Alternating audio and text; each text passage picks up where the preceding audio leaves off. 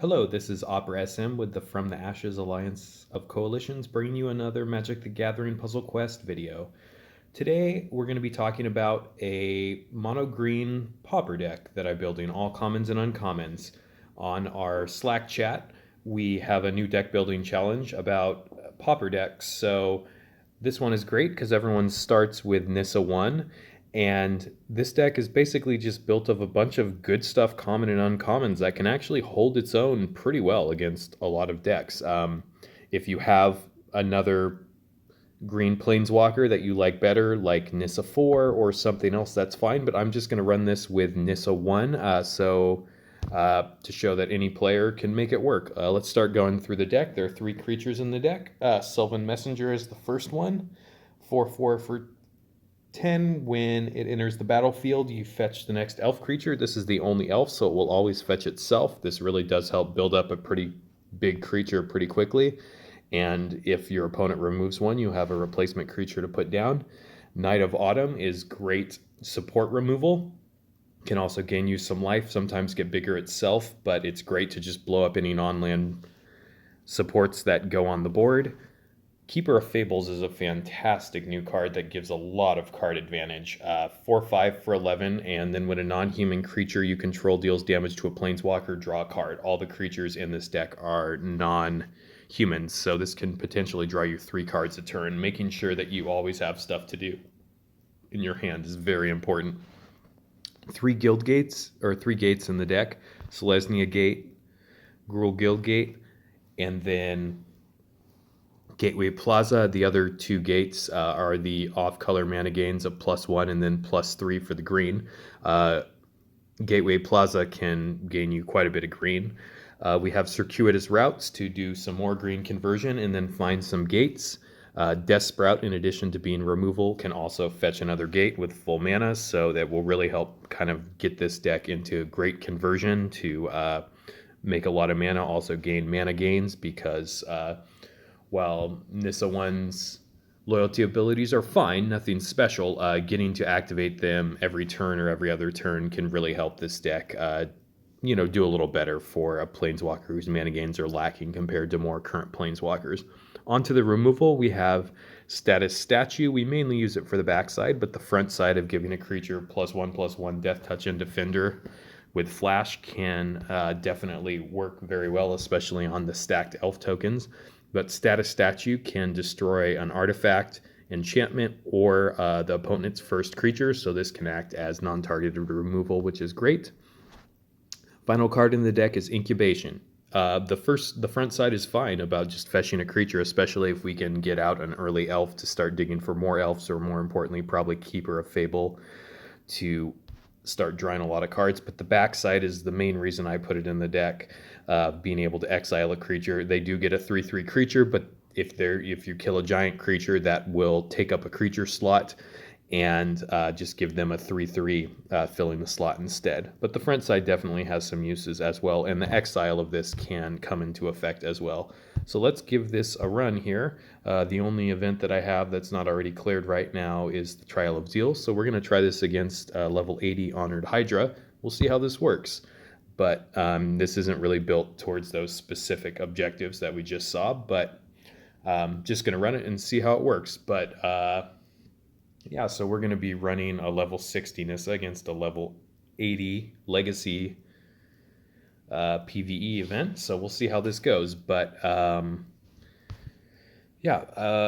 this deck, again, it's just a lot of value pieces. And if you just look for stuff that can, keep stuff off the opponent's board and give you some card advantage and give some conversions and net mana, that's generally a pretty good formula to try to win something. So let's take a look at his mana gains. He gets green, red, and black bonuses. As we know, Nissa 1 gets +3 in green and +1 in white and red, so we'll keep that in mind as we go to do the matches. Trying to think what makes the most sense here. I'm either gonna, well, there's a lot of different routes we could take here. We could try to start getting conversion on the board early. We can take Sylvan Messenger to try to find another one, or Incubation to try to find something else. I'm just going to try to get a messenger on the board for now and then develop things a little later after that. Let's see. Let's take this red match here.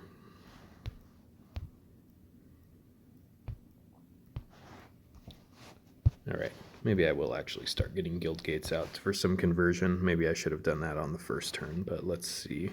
Not a lot of great options here. We can get a white match. I could get a black and hope for some green.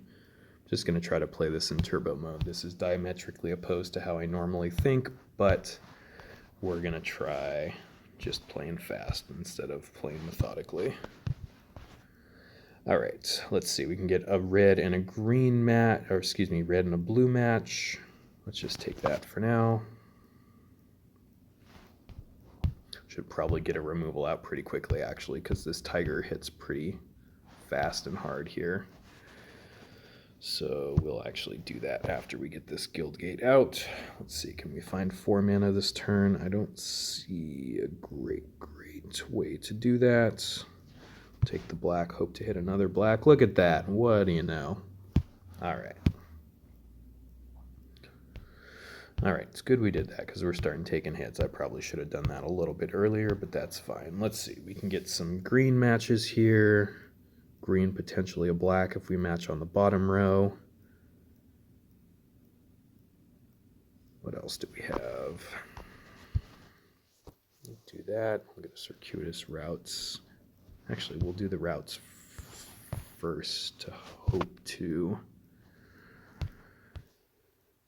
get into something else.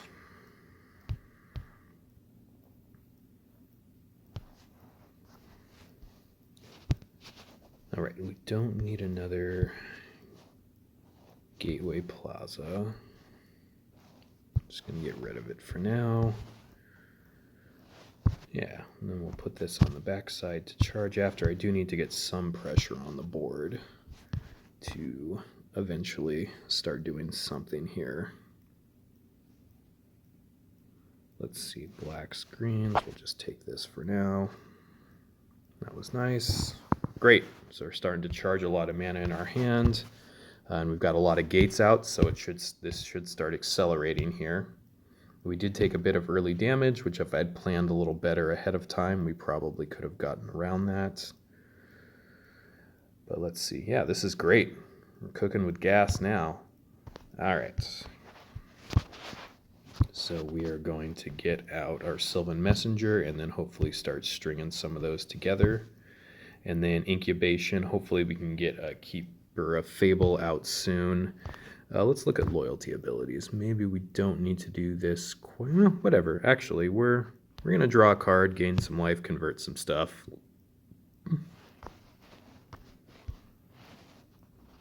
All right, status and statues are starting to build up.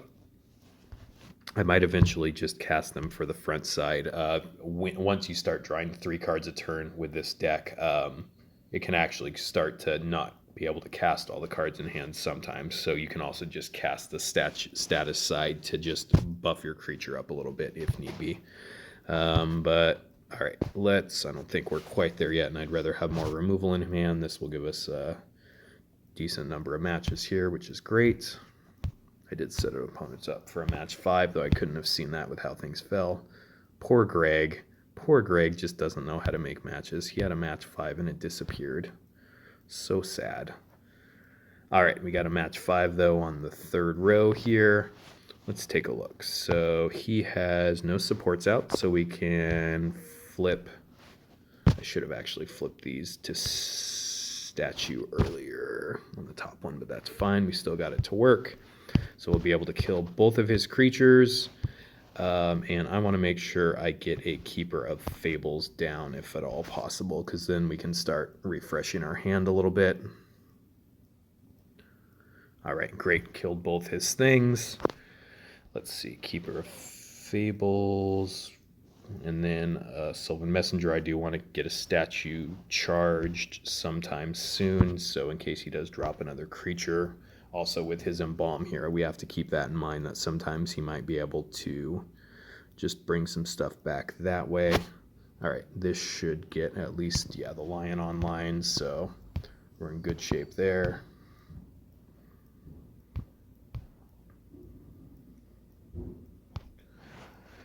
All right, he still has no supports, so that's great. Let's make sure we get a statue there to kill his stuff and keep our life total high. I also want to get a Knight of Autumn on the board soon in order to start to hit with more things. That was a nice match. This feels so strange. I normally, again, take forever to make matches, but that is not conducive to making good videos with people falling asleep. That tends to make them not want to continue watching the video. All right, let's make some more matches. Let's go kick Greg's butt. Okay, we can get a blue into a red, which is good. What else can we do? Stop thinking, Bryce. Just make moves. All right, not sure and not thinking too hard on this, but we'll just get a Death Sprout charged afterwards. And whatever, we'll just do that.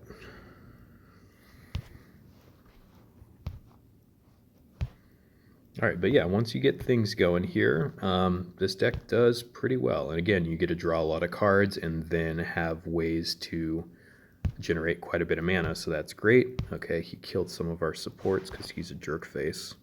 Let's see. So let's circuitous routes, try to kill his thing, and then we want to start building more supports so we have stuff to cast. Sure, why not? We'll do that. All right, so we can get a cool situation going on here. Oh, boo. No extra matches. That's fine.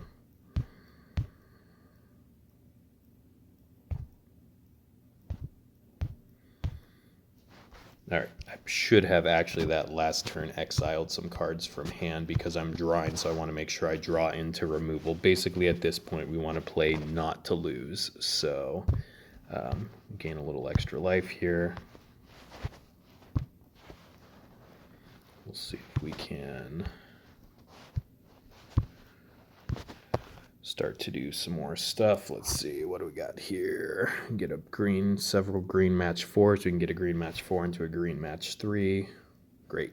Perfect. Nice.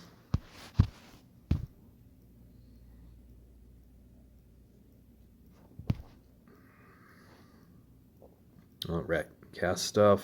We got quite a bit of damage going down.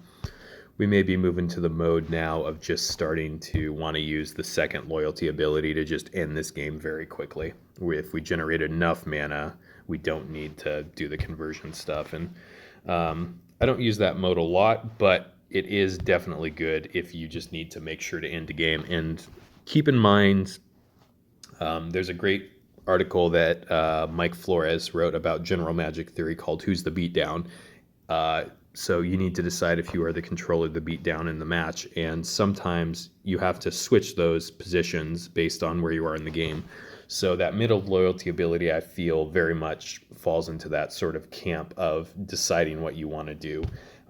Oftentimes you can switch positions and roles, and sometimes even if you think you are trying to control the game, but your opponent starts to get ahead of you on control, you can switch to beatdown mode pretty quickly there. And if you have 3 creatures on the board, if you get to activate that twice, that's an extra, let's see, 7 times 3 times 2 is 42 damage. So you can switch roles very quickly and just beat down. I wouldn't say this is necessarily a control deck in general, but just to keep in mind when you're playing, don't make sure that you're being cognizant of what the board positions are for both players and know your role in the sense of what you want to do. Again, I should be exiling cards in the bottom of my hand to look for better stuff as I'm doing this, but I'm kind of on autopilot at this point. All right, and yeah, let's see, we're at 33 damage, so we'll just activate the middle ability. Maybe I could have done that last turn, despite talking about it, not actually doing it. All right. Let's just finish this sucker out. Bye-bye, Greg. Poor Greg. All right, hope you enjoyed this video. I'm gonna be hopefully posting some other awesome submissions that we're expecting in our forums of other great Pauper deck lists. If you have a Pauper deck list, please feel free to post it in response to this video, or if you'd like to join the From the Ashes Alliance of Coalitions on our Slack, we can give you an invitation and you can post it up in our Slack. All right, take care, folks. Hopefully another video will be coming soon. Bye-bye. Ooh, gotta upgrade. Nice. Useless, but that's okay.